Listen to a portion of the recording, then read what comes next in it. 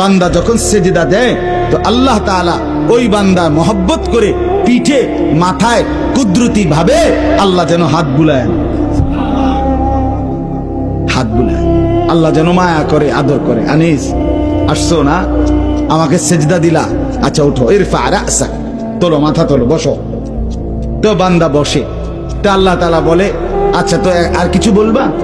তো বান্দা বলে আত্তাহিয়াতু লিল্লাহ ওয়াসসালাওয়াতু ওয়াত-তাইয়্যিবাত। আল্লাহ বলে আচ্ছা আমার প্রশংসা করছো, ঠিক আছে, খুশি হলাম, আর কিছু? তো বান্দা এবার বলে আল্লাহুম্মা সাল্লি আলা মুহাম্মদ ওয়া আলা আলি মুহাম্মদ, মানে পুরাটা আর কি। তো এবারে আল্লাহ বলে মাশাআল্লাহ, আমার বন্ধুর প্রতি দুরূদ পড়লা, আমি তাতেও খুশি হলাম, আর কিছু বলবা? তো এবার বান্দা বলে রব্বুল আলামিন, সেজদা দিয়ে আপনার কাছে আসলাম, আপনার প্রশংসা, আপনার বন্ধুর প্রশংসা করে আপনার খুশি অর্জন করলাম।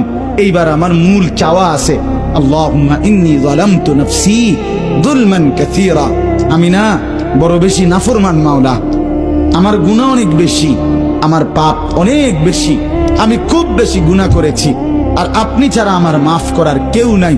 এখন আপনার এত কাছাকাছি হয়ে আমি আল্লাহ আপনার কাছে মাফ চাই, ফাগফিরলি মাগফিরাতাম মিন ইনদিক, আপনি আমারে মাফ করে দেন। খোদার কসম, রব্বুল আলামিন বলে দরজায় দাঁড়িয়েও যদি কোনো দুনিয়ার কারো কাছে, কোনো ব্যক্তির দাতার কাছে, দুনিয়ার কোনো দানশীলের কাছে দুয়ারে দাঁড়িয়েও যদি কেউ হাত পাতে, সে তো তাকে ফিরায় দেয় না। আর আমি যার মাথায় হাত বুলাইলাম, মার পিঠে হাত বুলাইলাম, আমার এত কাছে আইনা বসাইলাম, তাকে আমি ফিরায় দেব কেন? যা তোকে মাফ করে দিলাম। এই জন্য নামাজের সালাম ফিরাইয়েই সে আবার হালকা আওয়াজের সাথে সাথে বলে আল্লাহু আকবার। মানে কি? আল্লাহু আকবার অর্থ হইল ভাই সাহেব, আল্লাহু আকবার, আমার আল্লাহ বড়, আমার আল্লাহ আমারে মাফ করে দিছে।